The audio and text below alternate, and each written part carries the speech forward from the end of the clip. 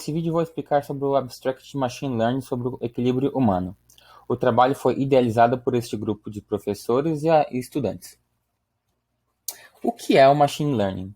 Bom, o Machine Learning, também conhecido como aprendizagem de máquina, é um campo de estudo onde analisamos dados usando algoritmos de programação. E nesta análise, o computador aprende a analisar e classificar os dados.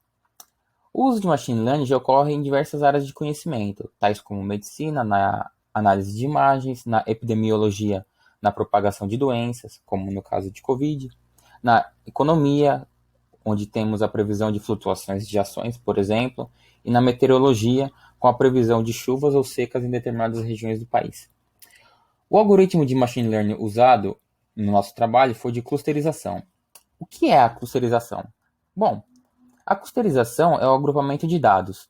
O algoritmo vai receber, analisar os dados e agrupá-los de acordo com o que ele achou em comum. Como exemplo, aqui nós podemos dizer que esses animais são os nossos grupos de dados.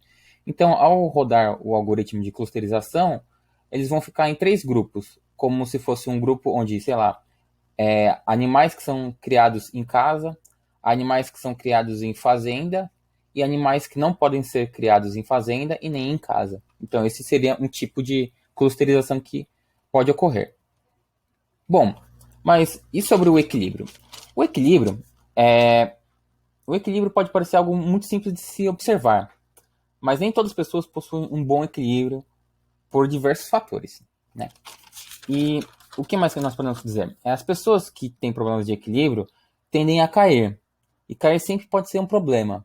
Então, imagine se as pessoas jovens caem e se machucam, imagina no caso de idosos. Uma queda de um idoso tende a ser muito mais perigoso. Então, prever quedas, tanto em idosos quanto os jovens, pode ser algo muito benéfico. Então, nossa ideia foi analisar os dados de equilíbrio dessas pessoas, desses 163 sujeitos, tanto homens quanto mulheres, com as idades entre 18 e 85 anos.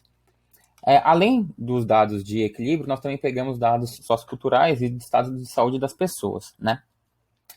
Bom, a nossa hipótese inicial era que o Machine Learning poderia detectar padrões que caracterizavam os grupos entre jovens e idosos e também as pessoas que caíam e que não caíam.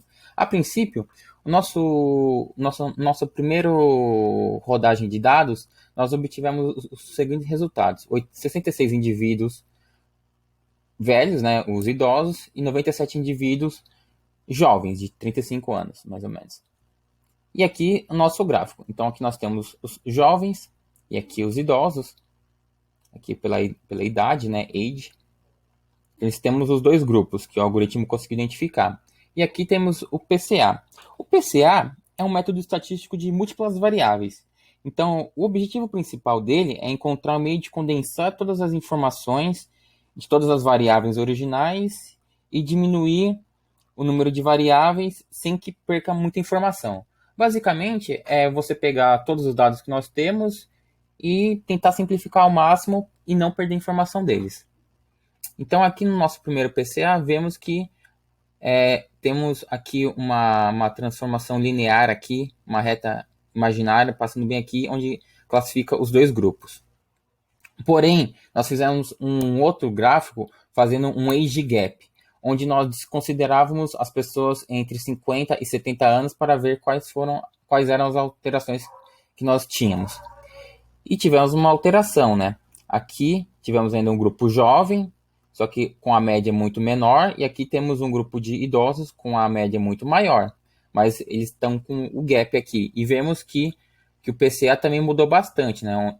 Temos valores mais espaçados aqui, mas a concentração ainda continuou bem no meio aqui. Bom, no final das contas, nós conseguimos identificar duas coisas. O Machine Learning conseguiu identificar muito bem as pessoas jovens e as pessoas idosas. No entanto, nós não conseguimos fazer a clusterização desejada, que era classificar as pessoas que caíam e que não caíam. Uma das coisas que nós achamos que deve ter influenciado é o número de dados, né? Então, o nosso espaço amostral deve ter afetado um pouco essas relações que nós gostaríamos de encontrar. E aqui temos as referências do nosso trabalho. E é isso. Muito